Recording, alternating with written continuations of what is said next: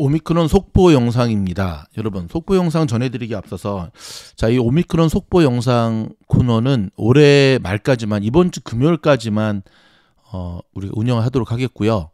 내년부터는 오미크론을 포함한 주식 투자에 있어서 정말 신속하게 알아야 될 속보, 오미크론뿐만 아니라 지금 경제, 특히 미국 주식 투자자에 있어서 조금 범위를 넓혀서 반드시 알아야 될 속보 기사 중심으로 요 코너는 계속 이어가겠습니다.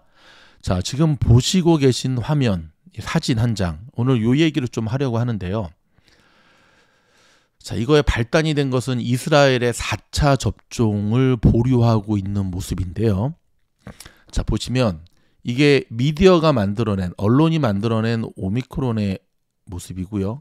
실제 오미크론의 모습은 이렇게 순한, 이건 거의 몬스터죠. 자, 오늘 이 얘기를 좀 하려고 합니다. 미국을 비롯한 세계 주요 언론들은 이 정부와 제약사가 진짜 짜고 치는 고스톱, 이 백신 많이 맞게 하려고 신규 감염이 급증하고 있고 확산세가 심각하다는 기사들만 계속 쏟아내고 있습니다. 여러분, 제가 한 가지 더, 이거 미즈노래 공식 입장은 아니에요. 공식 입장은 아니에요. 근데 저희가 지금까지는 조금 이쪽에 관계된 뉴스를 많이 했기 때문에 좀 균형 잡힌 시각에서 이런 기사도 있다라는 걸 소개해 드리려고 합니다. 반면 오미크론으로 인한 증세가 매우 가볍고 중증으로 발전하지 않는다는 내용은 찾아보기가 어려울 정도입니다. 그러니까 지금 너무 기사들이 편중돼 있어요. 이 미국뿐만 아니라 한국도 그렇고 전 세계가. 또한 백신 접종 선도국이라 할 수 있는 이스라엘은 당초 두 번째 부스터샷을 접종하기로 했다가 부스터샷을 또 맞아 하는 거에 대한 과학적 근거가 없다는 지적에 주춤하고 있습니다. 그러니까 이제 이스라엘도 똑같습니다. 이스라엘 행정부가 3차, 4차 막 하려고 그러는데 이스라엘의 과학자들이 no, 근거가 부족하다. 오미크론 변이 등장 이후에 연일 강렬한 제목의 기사들이 쏟아지고 있는 거 아시죠? 예를 들어서 크리스마스 연휴, 미국에서는 지금까지 나온 백신으로는 오미크론을 막기 어렵다. 백신주, 이 제약회사들이 좋아하는 기사들이죠. 일부 언론들은 자연 감염은 물론 부스터샷만으로도 오미크론 방어는 불충분하다. 어쩌라고. 또한 오미크론의 사례를 분석, 백신 접종자 중에 80%가 돌파 감염이다. 그래서 모더나나 화이자가 지금 오미크론 백신을 만들고 있는 것을 기다려야 된다. 이런 식으로 좀 몰아가고 있죠. 두 달 안에 전 세계 인구 절반이 코로나 감염될 것이고 전문가들은 1월이 정점을 찍을 것이다. 자, 오늘 나온 기사도요. 코로나에 감염되면 6개월 이상 체내에 바이러스가 남아 있을 수 있다는 것과 오늘 이제 그런 기사가 나왔거든요. 한번 코로나에 감염되면 우리 장기 안에 바이러스가 6개월 동안 체류할 수 있답니다. 이런 수요일 내 전신에 퍼질 수 있다는 기사를 언론사들이 경쟁하듯이 보도하고 있고요. 미국 국립보건원이 발표한 내용에 따르면 확진되면 코로나 바이러스가 수요일 내 전신에 퍼질 것이다. 바이러스가 최대 8개월 체내에 잔류할 수 있다는 내용도 있고요. 뇌 등 주요 장기들에 악영향을 미칠 가능성도 있다는 내용도 포함되어 있고요. 기도나 폐에 주로 부담을 주지만 감염 초기에는 뇌와 심장으로 옮겨가 영향을 줬다는 내용도 있고요. 근데 가장 중요한 부분은 스쳐가듯이 전했는데 바로 사망자 분석이라는 부분인데 국립보건원이 지난해 2020년 미국인 코로나 사망자 44명을 부검해 장기 조직을 분석한 결과 바이러스에 감염돼 사망까지 할 정도면 당연히 나쁜 경우죠. 최악의 케이스인데 더구나 지난해 부검 결과라면 지금 유행하는 오미크론이나 델타와는 거의 관계가 없다고 볼 수 있겠죠. 물론 참고할 만한 자료이긴 하지만 이렇게 언론들이 대서특필할 만큼의 보도는 충분히 공포심을 조장하는 플레이다라고 하는 것. 근데 이런 보도들을 보면 증상은 거의 언급을 하지 않고 있고요. 계속해서 확진자 숫자, 전파 속도 같은 것만 집중적으로 보도하면서 분위기를 빨리빨리 맞아라, 백신 맞아라 쪽으로 몰고 가고 있거든요. 실상 이런 것들이 좀 먹혀 들어가고 있죠. 예전에 코로나 바이러스라든지 델타 변이 때는 병원에 입원 환자, 중환자실의 환자, 사망자를 매일같이 보도했는데 요즘은 주로 신규 감염만 자세히 보도하고 있고요. 다른 주요 수치들은 잘 언급하지 않고 있습니다. 그러면서 부스터샷 맞아야 된다라는 얘기만 하고 있습니다. 자, 오미크론이 역대급 전파력을 갖고 있는 것은 알고 있는데 확산이 빠르게 되고 있다는 것도 모르는 사람이 거의 없죠. 그런데도 계속 전파력을 강조하면서 다른 중요한 수치들에 대해서는 좀 외면하는 듯한 느낌을 계속 언론들이 주고 있습니다. 그래서 요즘 언론들을 보면 코로나 보도에 대한 의문을 제기하는 사람들이 점차 늘어나고 있고요. 그러다 보니까 의구심을 제기하는 사람들도 당연히 늘어나겠죠. 자, 언론들은요, 코로나 바이러스와 오미크론 보도 소스는 크게 정부와 제약사로 구분돼 있어서 정부에서 나오는 보도자료나 제약사에서 나오는 보도자료들 대부분 부정적인 내용들이 일색입니다. 일부 시민들은 무엇인가 목적을 가지고 이런 보도자료를 계속 발표하는 것 아니냐라는 의혹을 계속 제기하고 있고요. 균형 있는 내용이 아닌 일부만 지나치게 부각시키는 쪽으로 보도가 계속되고 있다는 느낌을 지울 수가 없습니다. 과학자들 중에서도 최근 오미크론 관련 보도에 대해 과도한 부분이 있다고 지적하고 있고요. 그러면 일부 시민들이나 과학자들은 어떤 의심을 하고 있는 겁니까? 라는 질문을 할 수 있잖아요.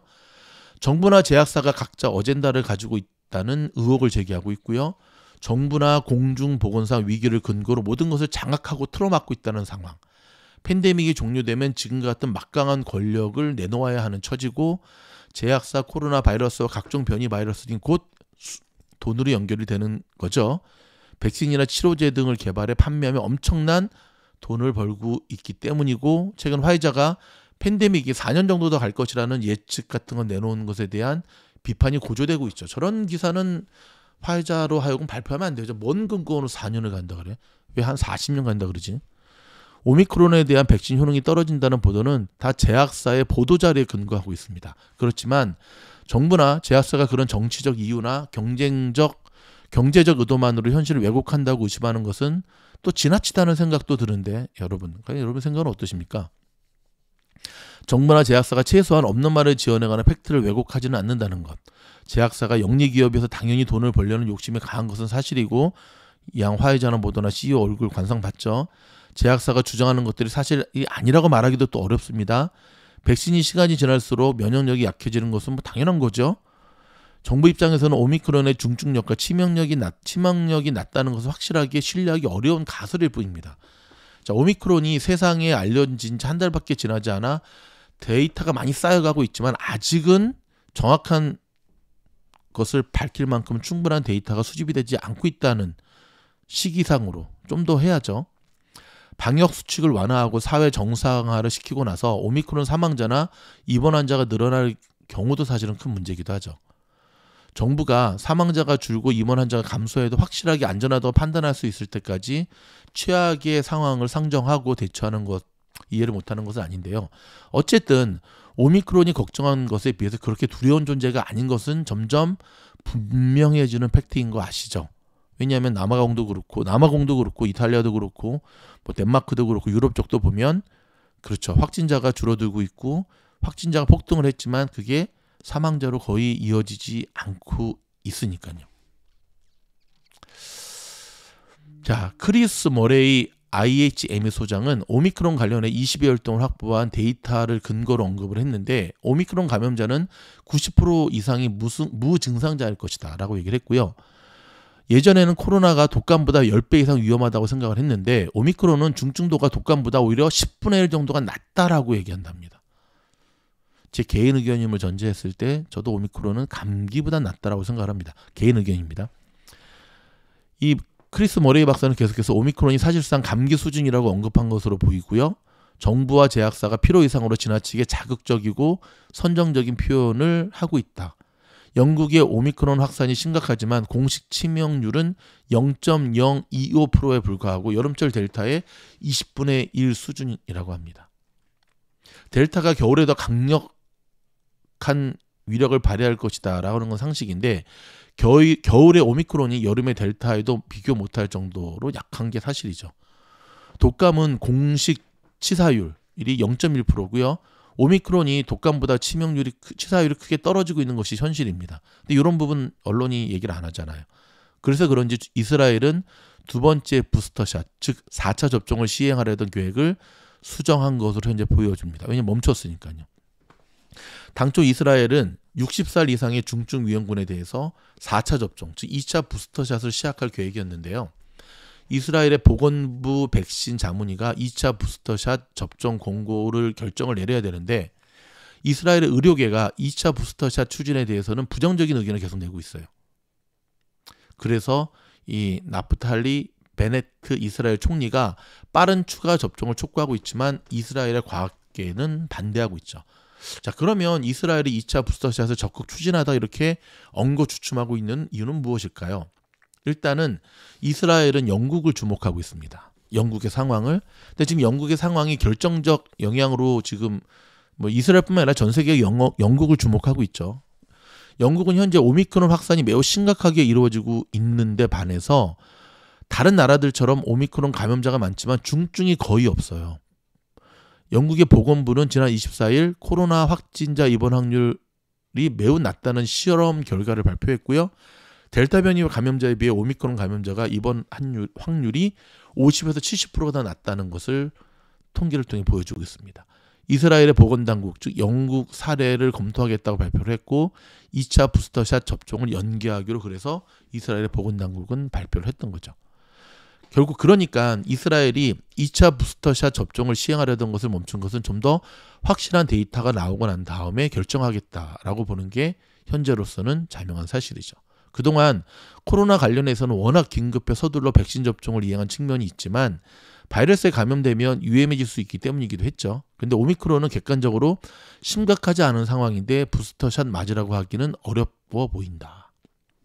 또한 부스터샷은 몇 개월 만에 또 맞을 경우에는 이 부스터샷의 부작용, 그렇죠, 백신의 부작용에 대한 안 하는 건지 못 하는 건지 아마